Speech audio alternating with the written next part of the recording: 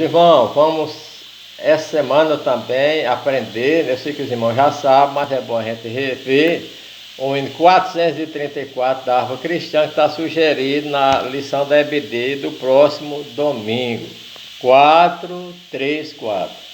A teus pés, ó Jesus Cristo, tua face buscarei, escutando qual Maria a palavra de amor. A teus pés, ó Jesus Cristo, meu passado esquecerei, pois tua mão fiel e eterna tem-me salvo de temor. A teus pés, ó Jesus Cristo, acho terna compaixão para todos meus pesares, meus conflitos, minha dor. Livra-me, ó Jesus Cristo, de cuidados de aflição, e concede-me constante teu poder consolador.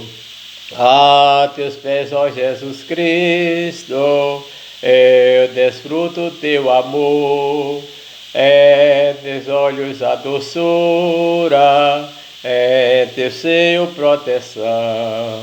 Dá-me, ó Cristo, a tua mente, dá-me graças e fervor, e que o mundo possa sempre ver em minha salvação. A teus pés, ó Jesus Cristo, tenho gozo divinal. A teus pés encontra abrigo, ó bondoso Salvador.